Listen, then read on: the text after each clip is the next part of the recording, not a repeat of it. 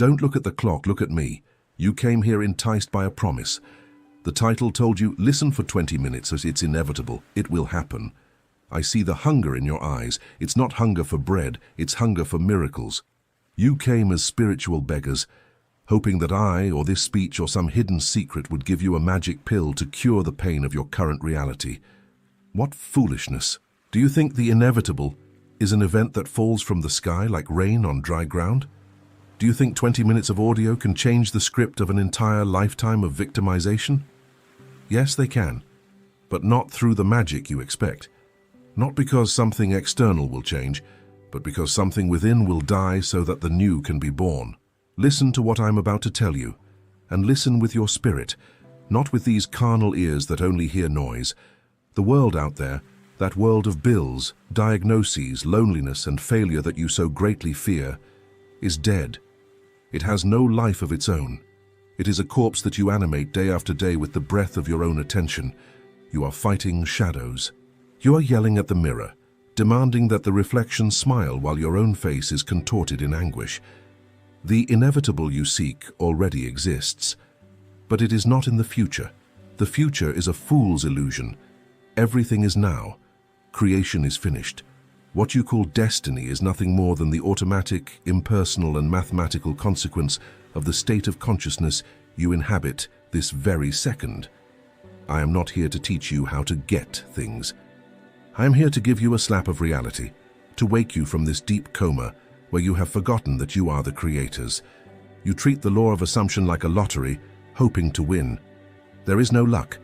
There is only law. If you give me these 20 minutes, do not give me your hope.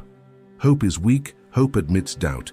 Give me your radical attention, because what I am about to show you now is that there is no outside. Everything that happens, happens within.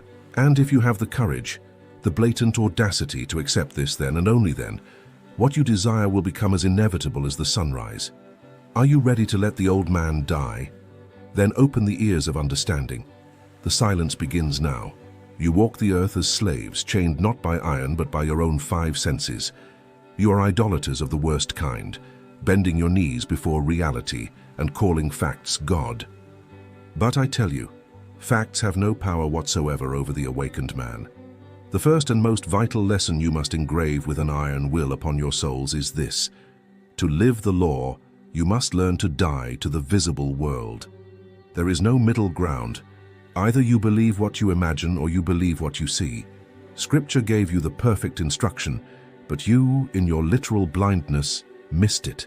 It says, "But you, when you pray, go into your room and having shut your door, pray to your Father who is in secret." Do you think this is an invitation to hide in a physical room with 4 walls? How naive. The room is the sanctuary of your own mind, and the door is the gates of your senses, your eyes, your ears, your touch. Closing the door is the supreme act of mental discipline. It is the Herculean capacity to look at the empty bank account, the sick body, or the cold loneliness and say with absolute authority, "I do not know you.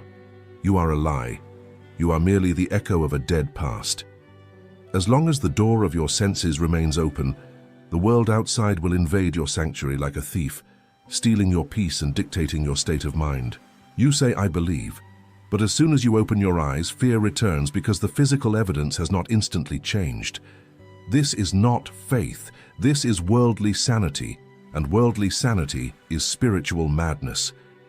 You must develop a divine blindness and deafness.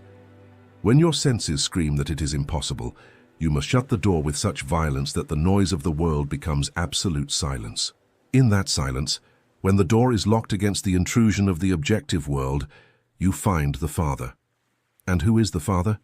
He is not an old man in the sky awaiting your pleas. He is your own wonderful imagination, the consciousness of being. It is there in the secret of that mental isolation that the creative act takes place. There is no room for 2 masters in your temple. You cannot serve your vision of the fulfilled desire and at the same time serve the evidence of your senses that deny that desire. One must die for the other to live. If you validate what you see, you kill what you imagine. Therefore, practice the ruthless art of withdrawing your attention. Attention is the lifeblood of your reality. If you withdraw attention from the problem withers and dies for lack of nourishment. If you place all your attention within the closed room of the mind on the feeling of the desire already realized, you are feeding the new birth. Do not be curious. Do not peek through the keyhole to see if the world has already changed. That is doubt, and doubt aborts the miracle. Stay within, inhabit the state until it possesses you completely. Only when the inner conviction is more solid and real to you than the chair you sit in will the door open, and the Father, your expanded consciousness, will reward you publicly. Shut the door and do not open it until the work is done. Before we move on to the next point, let me tell you something that can greatly accelerate your transformation. There is powerful, direct material that has changed many people's lives. It shows in a practical and structured way how to use visualization and the law of attraction to move from waiting mode to manifesting mode. You will learn to align your thoughts, emotions, and actions to attract exactly what you desire, whether it's more financial freedom, healthy relationships, or a life with more purpose and ease. It's not loose theory or empty motivational talk. It's real application with real results. If you feel it's time to stop merely dreaming and finally start living what you deserve, this could be your next step. The link is in the pinned comment. Click, explore, and see what has already begun to happen in the lives of those who decided to truly commit. Now let's move on to the next point. You suffer from a chronic spiritual disease called tomorrow. You love the future because the future is the refuge of cowards. It demands nothing from you now. You say, I will be, I will have, I will achieve. And the law, which is a faithful and impersonal mirror, returns exactly what you project. The eternal waiting. As long as you wait, you do not have. Time is an illusion of the carnal mind. In the realm of the spirit, there is no clock, no calendar, no soon. There is only the eternal pulsating now. Remember the lesson I engraved upon Neville's soul when he, full of desire but empty of faith, told me he wanted to go to Barbados. I was not gentle. I did not give him false hope. I slammed the door in his face. Why? Because while he wanted to go, he was confessing that he was not there. You make the same mistake every day. You want health, you want wealth, you want love, and the very act of wanting is the declaration of absence. You cannot desire what you already have. Therefore, to have, you must abandon desire and assume possession. Understand this, or you will keep walking in circles. You do not go anywhere physically without first having gone there mentally. The physical journey is merely the trace, the shadow that the spirit casts. When I told Neville, "You are already in Barbados," I was not speaking metaphorically. I was demanding that he bend time and space.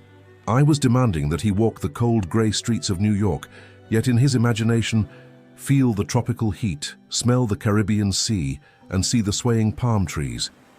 He had to ignore the snow beneath his feet and feel the sand. This is madness to the rational man, but it is the only sanity for the awakened man. You must do the same. Where do you want to be? Who do you want to be? Stop looking into the distance as if your good were far away. Bring it here, claim it now. Sleep tonight not in the bed of your limitations, but in the bed of your fulfillment. If you want to be rich, do not sleep thinking, "How will I pay the bills?" Sleep with the dignity, relief, and satisfaction of one who has unlimited resources. The feeling must be immediate. There is no interval between assumption and reality, except the one your doubt creates. Occupy the space. If you are already what you desire to be, how do you feel now? Not tomorrow, now. Would your body posture change? Would your breathing change? Would your facial expression change? Yes, it would. So change now. Live from the end, and not by thinking of the end. Think from Barbados, and the means to get there, the ships, the money, the coincidences, will appear inevitably, not because you fought for them, but because you simply were already there. Time waits for no one. It bows before the one who dares to live in the present of their own creation. You confuse intensity with truth and emotional hysteria with faith. I see you trying to feel your desires with brute force, clenching your teeth, tensing your muscles, trying to squeeze out an emotion of ecstatic joy as if yelling for the universe to hear you. This is not power, this is weakness disguised. Effort is the unequivocal sign that you do not believe. One who already possesses does not make an effort to possess. The true key, the one that opens the floodgates of the inevitable, is not explosive emotion but absolute naturalness. Think for a moment about the clothes that cover your bodies now. Do you walk down the street screaming with euphoria because you have a shirt? Do you stop strangers to announce that you own shoes? No, you simply wear them. They are yours. It is natural. It is a fact so integrated into your existence that you do not even think about it. You merely accept it. It is this naturalness, this normality, that you must capture in your imagination. As long as your dream seems something grand, distant, and extraordinary, it will remain far from you because you have placed yourself in the position of one who observes an unattainable idol rather than one who inhabits it. The feeling of the fulfilled desire is, above all, a feeling of relief. It is the deep sigh of the soul that says, "Thank God, it is done." It is the end of tension. It is the end of the search. When you truly accept that something is yours, anxiety instantly disappears. How can you be anxious about something that is already in your hands? The presence of anxiety is proof of the absence of faith. If you are still concerned with the when or the how, you have assumed nothing. You are merely playing at wishing. This is the true meaning of the biblical Sabbath. You, in your ignorance, think it is a day of the week to go to a temple of stone. The Sabbath is the mystical state of mental rest. It is the moment when you, the Creator, look upon your subjective work and say, "It is very good," and then you rest. You do not rest because you are tired. You rest because the work is finished. You do not keep planting the same seed repeatedly. You plant it once, cover it with the soil of certainty, and leave it in peace. Stop digging up the earth to see if the seed has sprouted. Stop trying to help the law with your forced emotions. Your work is to make the desired state so familiar, so common, so natural, as the air you breathe into your lungs, that it would be strange if it weren't there. Claim the feeling of normality. Walk with the tranquility of one who has already arrived. When desire ceases to be a mountain to be climbed and becomes the firm ground beneath your feet, manifestation is not just probable, it is, as promised, inevitable. You have been trained from the cradle to be polite, to accept your place in line, to humbly bow your head when the world's authority tells you no. This may be a social virtue, but I tell you now, it is spiritual suicide. The law of assumption does not respect timidity. The law does not respond to begging or hesitant politeness. The universe bows only before one thing: blatant impudence. You need to have the audacity of a God who knows that their will is law, not the hope of a servant waiting for scraps. Look at the parable of the friend at midnight. You read scripture and understand nothing. A man goes to another's house to ask for 3 loaves of bread in the middle of the night. The homeowner says, "Do not bother me, the door is locked, my children are in bed." He gave him a definitive, logical, and reasonable no. But what did the man do? Did he leave crying? No, he kept knocking. Scripture clearly states that he did not get the bread because of friendship, but because of his importunity. Understand that word. Importunity is shameless insistence. It is the stubborn refusal to accept refusal. In your lives, the 3 loaves are your desires: health, wealth, love. The homeowner who says no is the evidence of your senses. It is reason, it is facts, it is the medical diagnosis, it is the bank balance. The world screams, "Do not bother me, it's impossible, it's too late." And what do? Most of you bow, apologize, and leave empty-handed. You are spiritual cowards. You must have the divine impudence to stand before the closed door of reality and knock on your imagination until the door opens. You do not accept no for an answer. You say to the facts, "I don't care what you say. I know what I am. I know what I have." Do not negotiate with reality. Do not try to find a middle ground. When you assume a state, the entire world may rise against you. Logic may mock you. But if you have the audacity to remain faithful to your assumption, the world will have to yield. It has no choice. Reality is malleable in the hands of one who is not afraid to appear crazy. Are you afraid of looking foolish in the eyes of others? Let them think you are crazy. The sane are trapped in their limitations. The madmen who dare to assume the impossible are the ones who shape the world. And stop with the vulgar question, "How will this happen?" The how is none of your concern. To ask how is to doubt the infinite power that resides within you. The how belongs to the unfathomable depths of your own greater being, which has ways you do not know. Your only task is the what and the end. Dare to decree the end and remain there with a sacred stubbornness. Be shameless. Look in the mirror, and even seeing ruin, declare success. Maintain that posture not for a minute, but until the resistance of matter breaks. Victory belongs to the impudent. You are meticulous hypocrites. I see the care you take with what you put on your plates. You count calories, avoid poisons, fear bodily indigestion. But, with an irresponsibility that borders on madness, you gorge yourselves on mental poison from dawn to dusk and then wonder why your lives are sick. The fifth and final principle is not a suggestion. It is a demand for spiritual hygiene.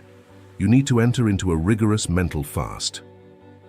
Understand the gravity of what you do. You dedicate 10 or 15 minutes in the morning to assume a state of wealth or health. You sit, close your eyes and say, I am prosperous. Very well. But as soon as you get up, what happens? For the next 16 hours you complain about inflation, gossip about your neighbor's illness, angrily discuss politics, and mentally replay past offenses. This is mental prostitution. You are betraying your desired state with the dregs of the world. You try to serve two masters and the law is clear. A house divided does not prosper. The one who wishes to transform their reality must guard their internal diet with the ferocity of a watchdog. If you have assumed you are a successful person, any thought, any conversation, and any image that contradicts that success must be treated as a mortal enemy. You cannot afford to entertain thoughts of failure just for a moment. An accepted thought, charged with emotion, is a planted seed.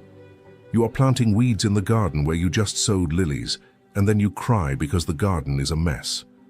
The fast I demand of you is the silence of the old man. If the news brings you fear, turn it off.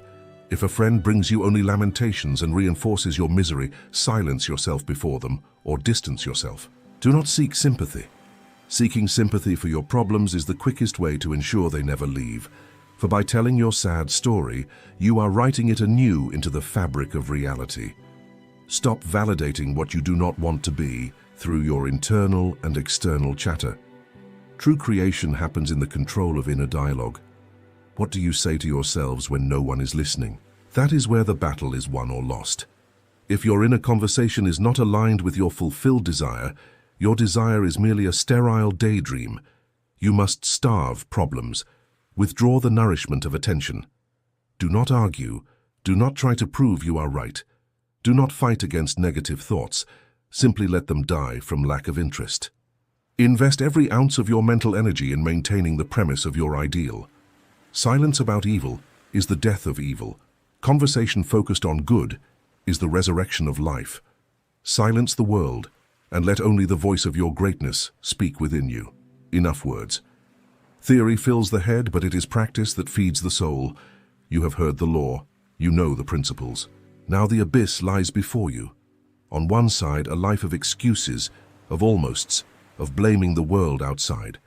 On the other side, a life of power, where you sit on the throne of your own imagination and rule. Do not leave here and return to the mediocrity of your complaints. Do not dare to say that the law does not work if you have not had the discipline to apply it. The law is impersonal. It does not care if you are good or bad. It merely reflects what you are. Your work is done. Creation is ready. Everything you desire already exists, pulsating in the unseen, waiting only for you to have the courage to claim it as yours. Stop begging. A king does not ask. A king claims. Enter into silence, close the door of your senses, and be the person you wish to be. Not tomorrow, now.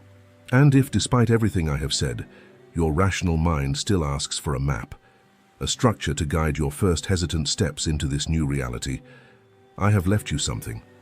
In the first pinned comment below, there is a guide. It is not a crutch. It is a practical compass for those who are determined to stop passively dreaming and start living the inevitable. Use it if you are ready for serious work. If not, ignore it and keep sleeping. The choice is and always has been entirely yours. Now go. Do not discuss what you have heard here with anyone. Do not waste sacred energy on foolish conversations. You are already in Barbados. You are already what you seek. It is done. I realize you search for formulas, steps, mantras, mechanical repetitions, like someone trying to crack a locked safe. But manifestation isn't a trick. It's a code. And this code isn't learned. It's remembered. It's hidden behind two words the world pronounces every day, but almost no one truly understands. I am. These two words are the portal between the invisible and the visible. They are the sound of creation in its purest form. When you say I am, you are lighting the flame of being, and everything that follows these words takes form, whether light or shadow. Spoken in ignorance, they imprison you within your own illusion. Spoken with consciousness, they move the universe to your obedience. That's why I tell you, do not say I am until you hear it first. Because when you utter these words, you are not describing what you see, you are decreeing what will be. Every time you affirm something about yourself, you are writing a sentence into the fabric of reality. I am poor. I am forgotten. I am unlucky. Each of these phrases is an order perfectly executed by the substance of the world. And the world, obedient as a shadow, merely follows the outline of your inner state. Most people live reacting to what they perceive, without realizing that what they perceive is merely a reflection of something old, a sustained thought, a nurtured fear, a contradictory desire. Everything that exists externally is a delayed consequence of something already accepted within you. There are no exceptions. The love that comes and goes, the prosperity that slips away, the success that delays, everything is the echo of what you believed yourself to be. You create, consciously or unconsciously, every detail of the scenario you find yourself in. So today I haven't come to teach you to ask. I've come to remind you that you are the creative center. That power isn't in repeating words, but in embodying the state these words evoke. When you say I am, you are calling into existence everything that corresponds to that vibration. And if you do so without consciousness, the universe creates in chaos. But when you do so with clarity, with feeling, with inner mastery, the invisible bows, time accelerates and circumstances align in silence. The I am is the key that opens and closes worlds. And every time you utter this key, the universe responds, so be it. Therefore guard your words. Do not waste them on lamentations nor confine them to small definitions. Before you say I am, quiet the noise, observe your heart and ask, what am I being now? Because what you are being is what the world will return to you. There is no tomorrow in the law of consciousness, only the now. The I am does not describe what exists. It decides what will exist. Today, if you choose to understand this, something within you will shift its axis. You will cease to be a victim of the mirror and become the sculptor of the image. The I am will cease to be a phrase and will become the silent center of your power. And when this happens, you will realize that instant manifestation is not a supernatural event. It is merely the world's natural obedience to your assumed identity. Do not seek formulas, seek presence. Do not ask to see. Be what you wish to see. And when you finally say I am, let these two words echo not from your mouth but from your being, like a silent decree that the universe dares not disobey. The world is blind. You are its eyes. This sentence is not poetry. It is the structure of existence. Life does not observe man, it replicates him. Everything around you is a faithful dramatization of what you are seeing within yourself. The problem is that almost no one sees with the eyes of consciousness. Most perceive with the eyes of fear, comparison, limitation. And what is seen in that way is created. If you see yourself as small, the world will diminish you. If you see yourself betrayed, the world will betray you. If you see yourself defeated, everything around you will organize to confirm that defeat. Life is neither fair nor unfair, it is exact. It does not think, question, or decide on its own. It merely reflects with mathematical precision what is being assumed within you. He who understands this ceases to react and begins to direct. The human masses react to the mirror, trying to correct the reflection without touching their face. They want to change circumstances, others, destiny, but remain trapped in the same self-image. They seek externally for a remedy for a wound, opened in the invisible. They do not realize that the world is not convinced by words but by states. And as long as you remain the same, nothing can be different, no matter how much you ask, try, or cry. The reflection only changes when what projects it changes. The world is the echo of your identity, but there is a secret here, a silent power few dare to use. The instant you decide to see yourself differently, the world begins, however imperceptibly, to reorganize itself. You do not need to fight with old forms, simply stop sustaining them with your attention. What is not fed dies. What you no longer believe yourself to be dissolves before your eyes like a mirage. Therefore, the awakened person does not fight evil, does not defend against injustices, does not fear obstacles. They understand that everything is a projection, and that power is always at the point of origin, within themselves. They know it is not the scenery that changes the character, it is the character that changes the scenery. Begin to realize that every person who crosses your path, every event, every apparent coincidence, is merely your consciousness playing out before you. The arrogant person who offends you is the mirror of your doubt. The love that abandons you is the reflection of your need. The success that ignores you is the consequence of your disbelief. Everything that happens to you is a symbolic form of what you accept as truth. And this is not punishment, it is mercy. Because if everything is a reflection, everything can be recreated. When you understand that the world is your obedient mirror, you will see that there are no enemies or luck, only states that manifest. So, no longer ask, why did this happen to me? Ask, what within me believed this was possible? Because the moment you assume total responsibility for your vision, you free yourself. Power returns to your hands, creation returns to its source, and in that moment, the world ceases to be a prison and becomes a canvas.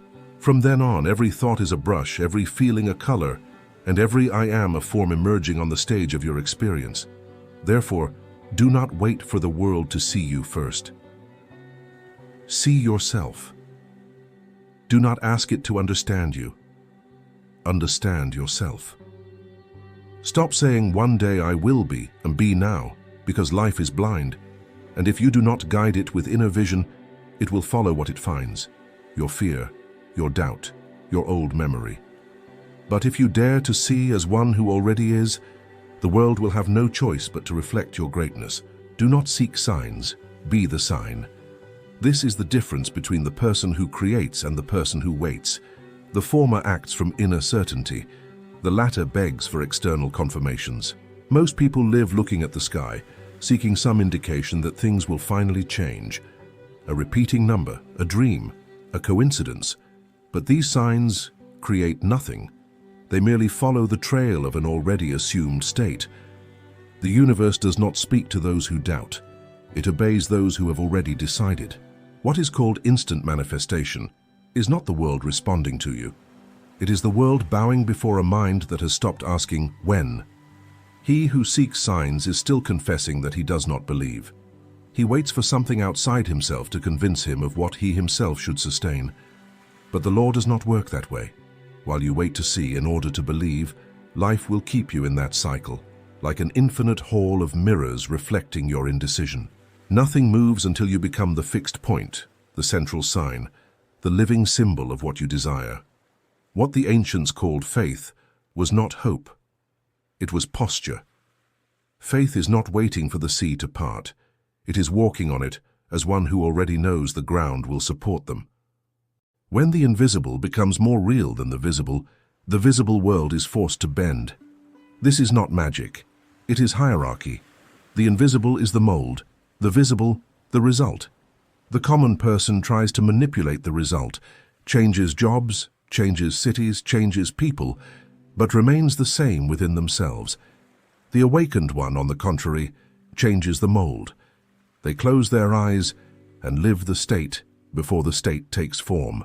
They become the sign of what is to come, and for this reason the is to come is forced to come. It is at this point that many fail, because they confuse desire with decision. To desire is to wait for something to happen. To decide is to act as if it has already happened. Desire implores, decision commands, and the universe does not understand pleading, it understands command. When you decide that you already are, when you begin to think, react, And feel from that state, the invisible moves in silence, and the visible, like an obedient servant, begins to adjust. Sometimes slowly, sometimes abruptly, but always with precision. Doubt, however, is the thief of creation. Every time you look at the world and say, "It hasn't changed yet," you are undoing the previous order. The person who seeks signs becomes a slave to time, because they measure faith by results. But the one who is the sign lives outside of time. They do not need to see to know, they know and therefore they see. They do not chase after evidence, they become the evidence. They are the living proof that the invisible has already been fulfilled. Thus, no longer ask, "When will it be?" Because when is an illusion for those who still believe in the distance between desire and realization. Everything is already created. It merely waits for you to claim it. So lift your head and decide. Be the sign of what you want to see. Walk as if you have already arrived. Speak as if you already have. Feel as if you already live. And you will see the world rush to meet you, because the entire universe bows before one who already is. Your inner voice is God's workshop. It is not what you say to others that shapes destiny, but what you whisper to yourself when no one is listening. The words that circulate in your mind, the silent conversations you have before sleeping, the answers you give in thought to fears and desires, all of this is creation in motion. People believe they pray when they speak with their lips, but true prayer is the internal dialogue that never ceases. It is there in the invisible that reality is forged, word by word, tone by tone. Every sustained thought is a form being sculpted. When you say, even in silence, "I can't," and "this is hard," when no one notices me, you are dictating decrees. The universe does not distinguish between what you want and what you deny. It merely obeys what you accept as real. Every inner whisper is a seed cast into the fertile ground of consciousness, and every seed germinates according to its kind. Whoever thinks of scarcity reaps scarcity. Whoever thinks of abundance reaps opportunities. Whoever thinks of love attracts love. And whoever thinks of fear manifests fear itself.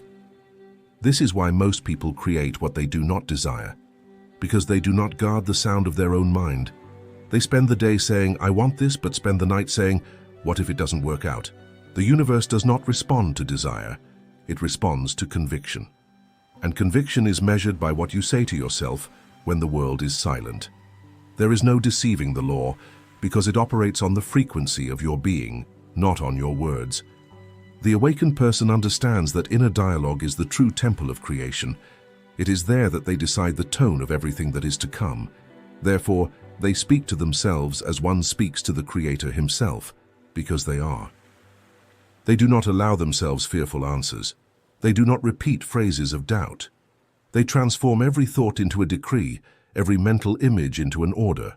If the external world tries to contradict them, they do not argue. They merely return to silence and reaffirm, "I am." And the conscious repetition of this state begins to move forces that the eyes do not see, but the heart recognizes. Begin to realize, then, that life treats you the same way you treat yourself in thought. If you judge yourself unworthy, it will exclude you. If you see yourself as small, it will ignore you. But if you see yourself as the creative center, it will serve you. What you say to the world has little power compared to what you say to yourself. True authority is born within, and when the internal sound changes, the external echo must change as well. Therefore, observe what you are building in silence. Listen to the voice that guides your reactions, your expectations, your memories. This voice is the hammer and chisel of your reality. Everything it affirms with emotion takes form. Learn to discipline it. Speak to yourself as you would speak to God, because it is precisely to Him that you are speaking. He who masters inner dialogue masters the world. Because the inner voice is the point where the invisible becomes word, and the word becomes flesh. Guard this with reverence. Your mind is the workshop of creation, and your word, the decree of the universe. So say nothing more against yourself, even in thought. Shape the sound within you until everything you hear is consistent with what you wish to be. And you will see, effortlessly, the world bend to the sound of your inner voice. true power is stillness. Few understand this because the world has taught that strength is movement, that victory is noise, that conquest is haste. But haste is the disguise of fear, and noise is the disguise of doubt. The one who has truly discovered the I am does not need to chase anything, they remain. Because one who already is does not pursue. One who already has does not beg. One who already knows simply observes the inevitable unfold before them. Stillness is not inertia, it is mastery. It is the silence of one who governs from within. The common person shouts their intentions to the universe, trying to convince themselves that they believe. The awakened one, on the contrary, speaks little, not because they repress themselves, but because they kinda know that the silent decree is more powerful than 1,000 words spoken with anxiety. They do not ask the world to change. They simply position themselves as one who already lives in the desired state, and the world without resistance bows to confirm this posture. Stillness is the point where the visible dissolves into the invisible. When the mind ceases the frantic movement of wanting to control results, the hidden power, which has always been there, begins to act. There is no effort, because effort is a sign that you still believe in the distance between yourself and what you desire. And this belief is the only obstacle. The person who tries to manifest by force is like someone shaking a mirror, expecting the image to smile first. The one who understands the law simply, smiles, and the reflection accompanies them. It is in this state of stillness that imagination becomes creative, because when the inner noise quiets, the sustained image gains clarity. There is no longer interference, no longer doubt. Consciousness speaks with clarity, and matter obeys. It is at this point that manifestation becomes instantaneous, not because something new was created, but because you finally got out of the way. The power has always been with you, but your haste stifled it. Silence does not create the miracle. It merely allows the miracle which already existed to appear. Most people fear silence because in it there is no distraction. There is confrontation. It is there that you realize that everything around you is merely the reflection of what you sustain within yourself. And for many, this is an unbearable sight. But the awakened one does not flee. They face the void and fill it with their presence. They know that true rest is not surrender, it is trust. And this trust creates an irresistible magnetism. People, opportunities, paths, and coincidences begin to move around the one who remains serene.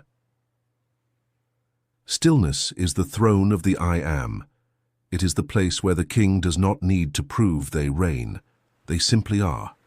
And everything around them organizes itself according to their vibration. Therefore, when fear tries to push you into haste, remember, movement is not a sign of progress. Sometimes what moves is just doubt trying to appear as action.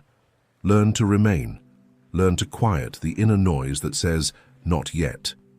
When the body is still and the mind rests in the state of being, the world bows, and everything comes, not because it was sought, but because it was ordered by peace. This is true authority, not that of the shout, but that of the silence that knows.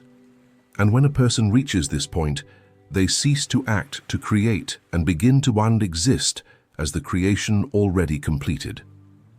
Everything that is theirs will find them, because the entire universe recognizes the vibration of one who no longer waits, of one who already is. Silence the beggar, awaken the king. The time has come to stop pleading for the world to hear you and begin to command, in silence, for it to obey. Because the world does not respond to your despair, it responds to your state. Every tear you shed asking for change was merely a confession that you have not yet remembered who you are. You were not created to ask. You were created to decree. The I am is not a plea. It is an eternal authority. And one who pronounces it with consciousness moves laws that are beyond time, logic, and probability. Nothing needs to come to you, because everything is already yours at the level of being. What separates you from what you desire is not time. It is your refusal to assume the state now. Every second you wait, you delay the inevitable. The universe does not understand future, only the present, and in the present, only what you accept as real exists. If you accept lack, it repeats itself. If you accept fear, it feeds itself. But if you accept plenitude as fact, even if your eyes see the opposite, the invisible begins to work in your favor with a precision the intellect will never comprehend. Those who live asking for confirmation will never see the miracle.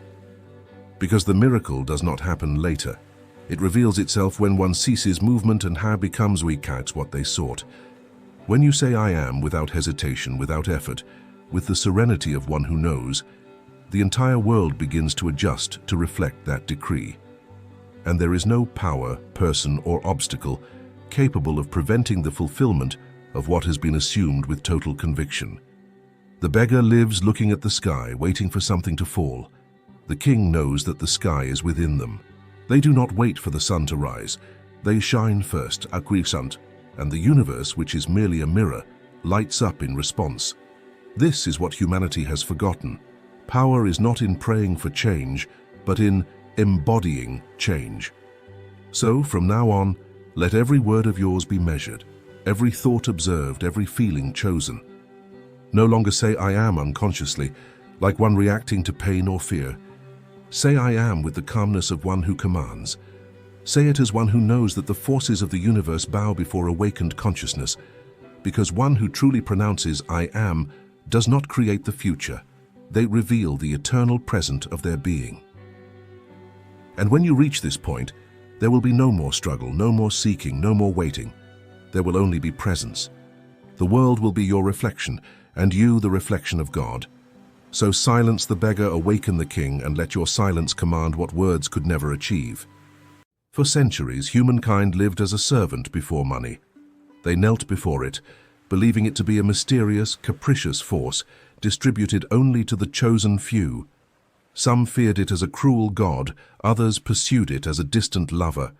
And in this game of fear and obsession, they forgot what it truly is, an extension of one's own consciousness. Money was never the problem. The problem was always the inner state of the observer. When you see money as something outside yourself, something to be conquered, you turn it into a stranger, and a stranger feels when they are rejected. That is why money flees from those who fear it and approaches those who understand it. It does not respond to effort, nor to desperation, but to vibration. Money is sensitive to the energy of those who invoke it. It is like a friend who only stays where they are welcome. The mistake most people make is thinking that money comes from outside, from a job, a client, a sale, an inheritance. But all of these are just channels, not sources. Money is, above all, a manifestation of your inner frequency. When you change how you perceive it, you change how it behaves towards you. Life is a mirror, and money is one of the most faithful images of that reflection. To treat money as a friend is to understand that it has its own language, that of trust, harmony, and gratitude. It doesn't understand please, it understands certainty. It doesn't respond to those who pursue it, but to those who welcome it.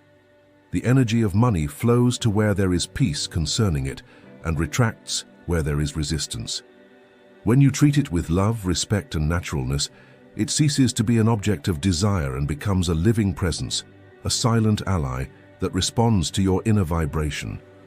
That is why so many talk about prosperity, but few experience it, because they continue to deal with money as if it were an enemy or a moral test. But I tell you, money is a faithful servant of divine laws. It has no morals of its own. It neither rewards nor punishes. It merely obeys. And the command is not given with words, but with states of consciousness. When you decide to treat money as a friend, everything changes. Fear gives way to serenity. Struggle yields to fluidity, and scarcity dissolves into the realization that the supply was never outside. It was always within you. Money does not come to those who seek it, but to those who embody it. Because the true secret of abundance is not having more, but being more. And when you become the state of wealth, money recognizes its home and returns. The first thing that happens when you treat money as a friend is that it ceases to be an external force and begins to inhabit your inner field. You begin to feel its presence, not as a number or a coin, but as a living energy that responds to your attitude. A friend is not someone you pursue, but someone you connect with, and money works the same way. Where there is pursuit, there is distance. Where there is trust, there is closeness. Scarcity is born from the belief that you lack something. Abundance begins when you recognize that nothing was ever missing, only awareness. Observe how people talk about money. They say, money doesn't like me. There's never enough. It's difficult. Everything is expensive. Every word is a seed, and the field of life only returns what is planted with conviction. When you speak of money as an enemy, it becomes exactly that. It moves away because the energy of rejection repels it. But when you start to address it with respect, even in thought, the field vibrates differently. You create a space where it can reside in peace, without the tension of fear or guilt. Imagine money were actually a person. How would it feel near you? Welcome, valued, understood? Or would it feel that you fear it, judge it, and blame it for all your problems? This simple exercise reveals the inner state you maintain. If a friend feels constantly accused and distrusted, they move away. But if received with gratitude and joy, they return and bring others with them. So it is with money. It multiplies where it is treated with love and disappears where there is rejection disguised as humility. When you change this relationship, the vibration of fear begins to dissolve. Fear is the biggest blockage to financial flow. It is the denial of trust, the belief that the universe can fail.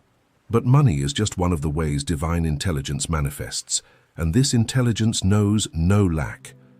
Upon realizing this, you enter a state of tranquility, a silent knowing that the supply is constant and faithful. You no longer need to chase, you attract. To treat money as a friend is to converse with it without desperation, to feel its presence even when it has not yet materialized. Because the invisible always precedes the visible. Those who feel abundance before seeing it will see it. Those who wait to see it before feeling it will never see it. This is the law. When you thank money that has not yet arrived, it begins to move in your direction. Like a friend who heard your call and recognized the tone of love in your voice. Money does not resist love. It merely obeys the vibration that invites it. The second thing that happens when you treat money as a friend is that guilt disappears. Suddenly you realize that desiring prosperity is not selfishness, but a natural expression of life. Everything alive expands, grows, bears fruit. The plant doesn't feel guilty for blooming, the river isn't ashamed to flow, the sun doesn't apologize for shining. So why should humankind feel guilty for prospering? This guilt is an illusion implanted by centuries of distorted beliefs, which separated the spiritual from the material and taught that money corrupts. But money in itself is neutral. It merely amplifies what you already are. When you treat it as a friend, you begin to understand that it is an instrument of divine expression, a force that flows to realize ideas, help people, create comfort, and multiply good. Money is not impure. Impure is the fear that accompanies it, the envy that pursues it, and the greed that imprisons it. When you remove these burdens, money returns to being what it always was, energy in motion. And like all energy, it needs freedom to circulate. Money, the friend, cannot stand to be possessed. It desires to be shared, invested, put into service. It approaches those who know how to use it wisely and moves away from those who idolize or fear it. Upon abandoning guilt, something within you opens. You begin to see opportunities where before you saw obstacles. You realize that the world is full of paths ready to expand your abundance, but it was your inner state that blocked them. Guilt creates blindness. It prevents the spirit from recognizing the open door, because it believes it is not worthy to pass through it. But when you reconcile with money, that blindfold falls away. You begin to see with the eyes of creation, not limitation. The guilty mind believes it must pay a price for every blessing. The free mind understands that the price has already been paid in consciousness. Everything you desire already exists in a potential state, waiting only for you to say yes to it. Money responds to this silent yes. It flows to those who feel worthy, not to those who beg. When you treat it as a friend, the universe recognizes you as someone ready to manage the flow of prosperity. And then, naturally, the right ideas appear, the right people emerge, and the path illuminates. Guilt is replaced by a profound sense of worthiness. You understand that prosperity is not a privilege. It is a consequence, fair consequence of an elevated mental state, a heart cleansed of fear, and a mind reconciled with creative power. Money did not come to be worshipped or feared. It came to be understood, and when you understand it, it ceases to be a burden and becomes a partner. A silent friend who helps you manifest with lightness and purpose the abundance that is already yours by divine right. The third thing that happens when you treat money as a friend is that comparison dies. A heart that lives in harmony with money understands that there is no competition in the field of abundance, because abundance is not a slice of cake, it is the oven itself. Each person manifests according to the state they maintain, not according to what others have or lack. When you truly understand this, the success of others ceases to be a threat and becomes a confirmation that wealth is alive, active, and available to all who believe. As long as you live comparing, you vibrate in scarcity. Because comparing is telling the universe, I still don't have. It is declaring, without realizing it, that the good fortune of others diminishes you, and the universe merely replicates what you feel. Thus, the more you envy, the more scarcity you experience. But when you start to bless what you see, when you watch someone prosper and think that's great, they show me what's also possible for me, you align with the same frequency. Money, the friend, feels this vibration. It recognizes when there is genuine joy in the success of others and understands that there is a safe space to reside there. Comparison is the language of the separated mind. Gratitude is the language of creative consciousness. When you treat money as a friend, you begin to live in the second language. You stop chasing after others' standards and start defining your own rhythm. You no longer need to prove anything to anyone because your worth does not depend on others' approval. This is liberating. Money manifests with greater fluidity when you seek it for expression, not for validation. Notice how everything changes when your perspective changes. Before, you saw the success of others and felt pain. Now, you see inspiration.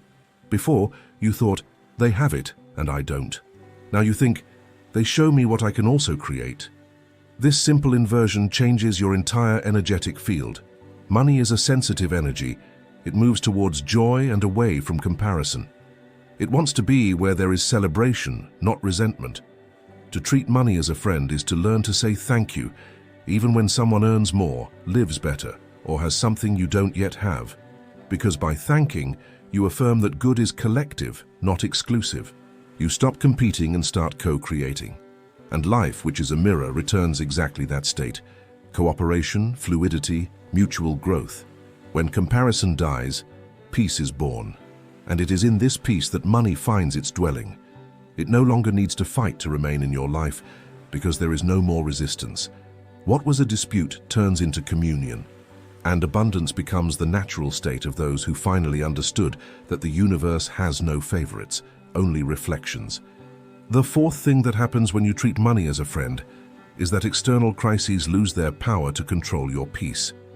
When the world panics, when newspapers announce recession, inflation, unemployment, scarcity, those who live in friendship with money remain serene, because they understand that money does not come from the world, it comes from an inner state, and no human decree can annul a divine law. The vibration of inner security is stronger than any statistic. Money is loyal to that vibration. It approaches those who treat it with confidence and moves away from those who surrender it to collective fear. Financial fear is a contagious illusion. It spreads like smoke, making people believe they will lose everything if they don't fight, if they don't run, if they don't sacrifice their peace. But those who understand the law know fear is the denial of faith, and money cannot remain where faith is weak. When you treat money as a friend, you stop reacting to appearances. You begin to see beyond the numbers and perceive the invisible field that sustains all provision. It is this field, and not the economy, that defines your supply. Imagine a true friend. They do not abandon you when times get tough. They remain because they recognize the faithfulness of the bond. So it is with money for those who respect it. Even in the midst of the storm, the flow continues. Opportunities appear in unexpected ways, doors open where there seem to be walls, and solutions come from invisible paths. Because money is just one of the expressions of divine intelligence, and this intelligence never enters a crisis. The problem is that most people live reacting to the visible. When the market falls, their heart sinks. When their balance decreases, faith disappears. But those who have learned to see money as an ally know that the invisible comes first.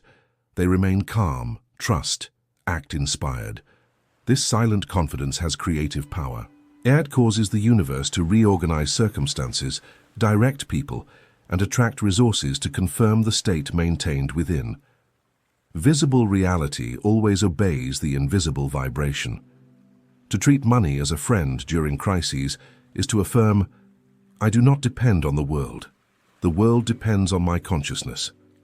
It is to live with the serenity of one who knows that supply never runs out, it merely changes form. And when you live this way, money begins to trust you too. It knows it will not be betrayed by desperation, nor manipulated by fear. It finds stability in your inner state, and therefore remains. Crises do not affect you, because your true treasure lies in the vibration you maintain. And this vibration is unshakable.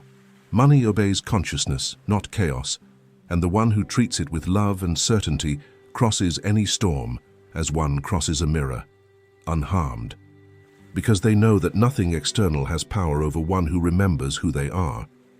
The fifth thing that happens when you treat money as a friend is that your identity changes completely. You stop being someone who seeks and become someone who manifests. This is the deepest turning point because it's when you realize that money was never the goal, it was always the reflection. And that reflection only changes when the observer changes too. The being who once begged begins to command, not with arrogance but with consciousness. They understand that they don't need to chase money because it is money that now recognizes them. It sees them as an equal, no longer a servant asking for help, but a creator assuming their place of silent authority. This transformation doesn't happen with effort, but with understanding. When you understand that money is a projection of your own energy, the game changes. You stop trying to attract it and start radiating the state of one who already possesses it. And it is this state, that of living as if you already have it, that causes everything to align around you. Money is merely a natural consequence of abundance consciousness. It appears because you have become the kind of person who attracts it effortlessly. Just as a friend who feels your presence comes to you, money feels your vibration and approaches. In this phase, the old pattern of anxiety disappears. You no longer think about how to earn, but about how to express. Money ceases to be the focus and becomes the means. The creative mind understands that it is at the service of purpose, not the other way around. What was once struggle is now flow. You act, but without tension. You work, but without haste. Movement is born from joy, not from lack. And when action is done in joy, it carries magnetism. Everything you touch flourishes, because the energy of creation now flows freely through you. Money, the friend, responds to this new self with faithfulness. It stays close because it recognizes it is in good hands. It knows it will not be used to prove worth, but to multiply value. It senses that there is harmony between you, and in this harmony there is no more fear of loss, only certainty of expansion. You become a source. Money passes through you, renews in you, and returns multiplied. When this consciousness awakens, power shifts. You no longer ask the world to give you. You silently command the world to reflect, because now you understand that everything is already within. Money is merely a messenger, and the message is clear. Everything you assume as real within yourself, the universe will confirm outside. And in that instant, you cease to be a seeker and become the conscious creator of your own fortune, not by effort, but by state. Everything changes when you understand that money was never your enemy, nor your savior. It was always a reflection of what you hold within yourself. While humankind fears it, it flees. While humankind pursues it, it escapes. But when loved with wisdom, it remains. Money is merely a mirror that reflects your degree of trust in life. Where there is fear, it shows lack. Where there is faith, it shows flow. And that is why everything begins in consciousness. There is no true financial change that does not first originate from an inner change. To treat money as a friend is the same as accepting that you were never separate from abundance. It is to recognize that the source of all provision is not outside. It is within you, in what you believe yourself to be. When you see yourself as a creator, money ceases to be something to conquer and becomes something that responds. It comes not to fill a void, but to express the overflowing of a state. Money feels when it is called by love, not by desperation. It moves when there is certainty, not when there is pleading.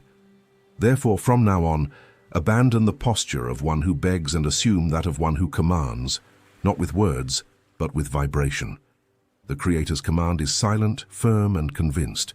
It does not plead, it knows. It does not wait, it assumes. And upon assuming, everything around you begins to reorganize to confirm this truth. Reality is obedient to the one who remembers who they are. You are not here to beg for prosperity, but to manifest it.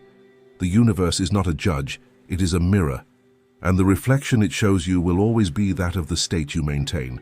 So sustain greatness. Speak to money as you would to an old friend, with respect, gratitude, and trust. And observe how it responds, with presence, fluidity, and multiplication. Do not beg anymore. Do not live as one who waits for a miracle. The miracle is already happening. It is consciousness awakening to its power. Money is merely the messenger of this remembrance. It comes to confirm that you have returned to your center, that you have returned to trust, that you have returned to create. From this moment on, do not ask life to bless you anymore. Live as one who is already blessed, and the world, obedient to your certainty, will bow before the state you have chosen to maintain. Because all wealth begins with a presumption, I already have, and the universe, faithful to the law, responds, so be it.